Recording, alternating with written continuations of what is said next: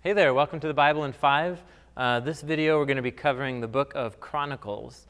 The book of Chronicles, it's split up into two parts in our Bibles, first and second, but that was just due to the length of the scroll. They needed two scrolls to fit the amount of words. So it's really just one book and one storyline. The other unique thing about the book of Chronicles is that in our English Bibles, it comes after the books of Samuel and Kings, and it's a lot of overlap with those books. You read through Samuel, Kings, and then you come to Chronicles, and you're like, wait, I already read this before. And that's because you did. A lot of it is repeat of the story of David and the kings of Israel. In the traditional Jewish order of the Bible, however, the book of Chronicles is the last book of the Bible. It's not fit into the history books, rather, it comes dead last. And there's a good reason for that. The first word of the book is the word Adam in the list of names that occurs. The last note in the book is about the return from exile. And so the book of Chronicles was intentionally written and shaped to be the last book of the Old Testament, literally summarizing from Genesis all the way through to the return of the exile. And so the book of Chronicles was written by somebody who lived way far down the line after the exile, just a few hundred years before Jesus. And it represents someone who's looking at the whole storyline of the Old Testament, and they want to write through the story again, but emphasizing key themes, and specifically the themes of the coming Messiah and the future temple. So from the perspective of somebody sitting a few hundred years after the exile, the Messiah still has not come, who's supposed to come from the line of David. And yes, the temple was rebuilt after the exile to Babylon, but it's not the glorious temple of David and of Solomon, and it doesn't match the promises of the prophets like Isaiah that there would be a temple that would be God's dwelling place and all nations would come to it and so on. And so these are the two themes that the author uniquely highlights through retelling the story. Some of the material overlaps with the books of Samuel and Kings, but there's a lot of important differences. So Chronicles begins with 9 chapters of genealogies, of lists of names, which you might think is going to be reading them as like torture, and it kind of is. It might seem very boring to you. But what the author's doing is he's summarizing the storyline of the Old Testament by telling you all of the main characters, listing the main characters through the story. And as the author shapes the genealogies in these chapters, he highlights 2 lines within the people of Israel specifically.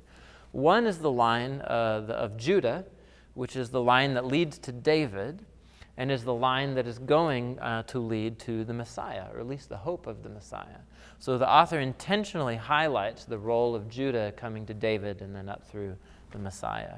The other line of people that the author traces is the descendants of Aaron and of the priesthood. And that's because the author is waiting for a restoration of a new temple, and so he's going to highlight that theme as he retells the story. So the author moves into the stories of David here in 1 Chronicles, and there's a lot of overlap with the books of Samuel, David's story there, but it's some really important differences. The author wants to paint David as like a model or a prototype of the coming Messianic king. And so the author leaves out all of the bad stories about David that are in Samuel, the stories about Saul persecuting him, the stories about David and Bathsheba. There's no bad stories about David. It's all good stories portraying him as a hero. And there's more material added that's good about David that was not in the book of Samuel. There's a lot of material in here about how David made preparations for the building of the temple, even though he didn't build it in his own lifetime. So again, the author is painting David in terms of the hope of the coming Messiah who will come and rebuild the temple. And so the story that follows from David then, again, this overlaps with 1st and 2nd Kings, chapters 1 through 28 of 2nd Chronicles. There's a few differences, though, because the author's concerned only about the line of David. He's going to leave out all of the stories about the northern kingdom of Israel that split off, and he's just going to focus on the line of David. And most of the kings from the line of David, they were unfaithful to Yahweh. They didn't fully obey him. And the author really highlights which kings were obedient and the consequences of their behavior. They were rewarded. God blessed them. And there's repeated themes throughout the story. Obedience is going to lead to God's blessing. But then he highlights in the stories about the kings from David that were disobedient, that it led to times of great trial and suffering for the people of Israel.